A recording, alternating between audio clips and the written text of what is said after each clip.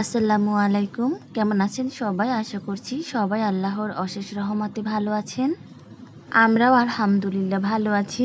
BD রূপা ব্লগসে নতুন আরও একটা ভিডিওতে আপনাদের সবাইকে স্বাগতম। আশা করছি আমার আজকের ভিডিওটি আপনাদের কাছে ভালো লাগবে।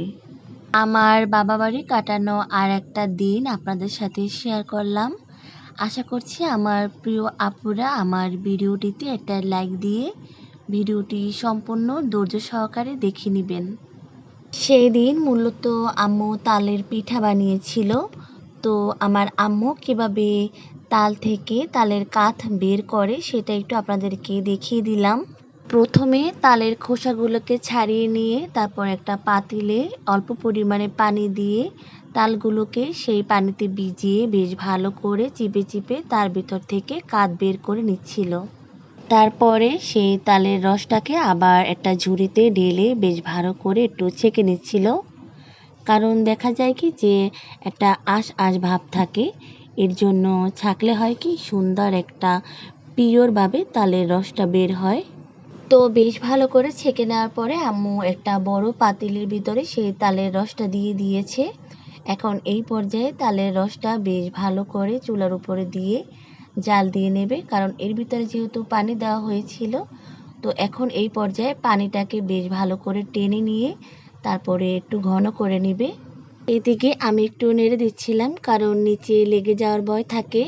অপরদিকে কিন্তু আম্মু একে একে করে আমাদের দুপুরে খাওয়ার জন্য রান্নাবান্নার কাজকর্মটা একটু সেরে নিচ্ছিল। সব কিছুই রান্নাবান্না হয়ে গিয়েছিল, কিন্তু আমার দুই ছেলের মাছের তরকারিটা রান্না বাকি ছিল। ওরা যেহেতু ঝাল খায় না, যার কারণে ঝাল ছাড়াই আর কি রান্নাটা করেছিল ওদের জন্য। আর এই ভিডিওটা হচ্ছে সেই দিনকারের রাতের ভিডিও। আমার আব্বু চালের আটা আর কি বের করার জন্য চাল কুটছিল। আমার আব্বু যেটার ভিতরে চাল কুটছিল সেটাকে আমরা মূলত হামানদিস্তা বলি। আপনাদের অঞ্চলে আপনারা কি নামে জানেন সেটা চাইলে আমাকে কমেন্ট বক্সে জানাতে পারেন। বিভিন্ন অঞ্চলের বিভিন্ন রকমের কথাবার্তা আমার কিন্তু অনেক ভালো লাগে। দেখা যায় আমাদের অঞ্চলে আমরা এক নামে জানি, বা অন্য অঞ্চলে কিন্তু সেই জিনিসটাই তারা অন্য নামে চেনে। তো এই বিষয়টা আমার কাছে অনেক ভালো লাগে, আর আমার জানার আগ্রহটাও অনেক বেশি। আমার মনে হয় কি এই হামানদিস্তাতে চাল কুটতে অনেকটাই কষ্ট হয়। সেদিনকার আমার আব্বুর অনেক কষ্ট হয়েছিল।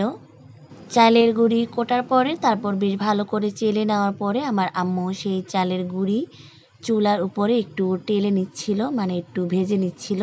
চালের গুঁড়ি মানে ভাজার পরে তারপর আমার আম্মু চাল ভাজা বাটছিল। দিনের বেলায় কয়টা চাল ভেজে রেখেছিল সেইগুলোই আর কি বাটছিল।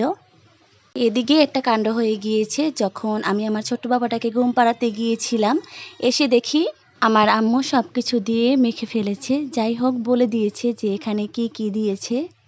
চালের গুঁড়ির ভিতরে দিয়েছে চাল ভাজার গুঁড়ি, তারপর দিয়েছে অনেক পরিমাণে নারকেল কোড়া, তারপরে দিয়েছে পরিমাণ মতন চিনি, তারপরে দিয়েছে অল্প পরিমাণে লবণ, তারপরে বেশি পরিমাণ তাল দিয়ে বেশ ভালো করে মেখে নিয়েছে। এইদিকে আমার আব্বু কলা গাছের ছোলা কেটে নিয়ে এসেছে, কারণ এই কলা গাছের ছোলাতে পিঠাটা সুন্দর করে বানানো হবে। আমার আম্মু সুন্দর করে কলা গাছের ছোলাটা পরিষ্কার করে নিচ্ছিল। দেখে হয়তো বা বুঝতে পারছেন কিভাবে কেটে নিচ্ছিল। যাই হোক, আটা সম্পূর্ণ করার পরে পিঠা বানানোর প্রস্তুতিও শুরু হয়ে গিয়েছে। কলা গাছের ছোলার উপরে কিভাবে করে আমার আম্মু পিঠাটা বানিয়ে নিচ্ছিল দেখে হয়তো বা বুঝতে পারছেন। আমার প্রিয় আপুরা, আপনারা একটু জানাবেন আপনাদের অঞ্চলে এরকম কলা গাছের ছোলা দিয়ে এই তালের পিঠাটা বানানো হয় কি না। আমরা কিন্তু ঝুড়ির উপরও এই তালের পিঠাটা সুন্দর করে বানিয়ে নিই, কিন্তু আমার কাছে মনে হয় কি যে এই কলা গাছের ছোলাটার উপরে বানালেই বেশি ভালো লাগে, তাহলে আর কি গ্রাম গ্রাম অনুভব করা যায়। আর এদিকে আমার বড় বাবাটা সেও নিজে নিজে পিঠা বানিয়ে নিচ্ছিল। সেও নাকি পিঠা বানাবে, তার কারণে আমার আম্মু ওকেও একটু গোলা দিয়েছিল। তো সে তার মন মতন করে পিঠা বানিয়ে নিচ্ছিল। খুবই চমৎকার পিঠা বানিয়েছিল আমার বাবাটা। ওর নানা তো হাসতে হাসতে শেষ, বলে আমাদের চাইতে ওর পিঠাটাই বেশি সুন্দর হয়েছে। একে একে করে প্রত্যেকটা পিঠাই বানানো হয়ে গিয়েছে, এখন শুধু ভাপানোর পালা, মানে পিঠাগুলো বেশ সুন্দর করে সিদ্ধ করে নেবে।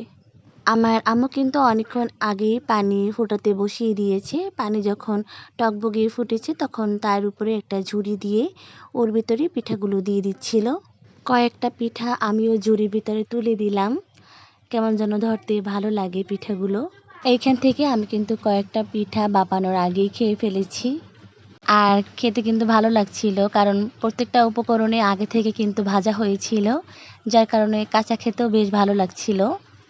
কিছুক্ষণ ধরে সিদ্ধ করার পরে আম্মু দেখছিল যে সিদ্ধটা বেশ ভালো মতন হয়েছে কিনা। যাই হোক, পিঠা বেশ ভালো মতনই সিদ্ধ হয়ে গিয়েছে। আম্মু পিঠাগুলো নামিয়ে ফেলেছে। ভিডিও করতে করতে ভিডিওর ভিতরে কারেন্ট চলে যায়, যার কারণে আমার ভাই টর্চ লাইট ধরেছিল, সেই লাইটের কারণে আজকে একটু ভিডিও করতে পেরেছি। ভাপানোর পরেও আমি কয়টা পিঠা আর কি টেস্ট করলাম, খেতে অনেক স্বাদ হয়েছিল। স্বাদ হবে না কেন, আমার আম্মু আর আমার শাশুড়ি মার হাতের পিঠা সবসময় স্বাদ হয়, খেতে অনেক বেশি মজা হয়। আর এদিকে আমার বাবাটা যে তার নিজের পিঠা বানিয়েছিল, সেই পিঠাগুলো আম্মু একটু ভাপিয়ে দিয়েছে। সে নাকি কোনো পিঠা খাবে না, সে শুধু তার বানানো পিঠাই খাবে। যাই হোক, যারা যারা আমার ভিডিওটিতে একটা লাইক দিয়ে সম্পূর্ণ ভিডিও ধৈর্য সহকারে দেখে নিয়েছেন, তাদেরকে বলি অনেক অনেক ধন্যবাদ। সবাই ভালো থাকবেন, সুস্থ থাকবেন। আল্লাহ হাফেজ। আসসালামু আলাইকুম।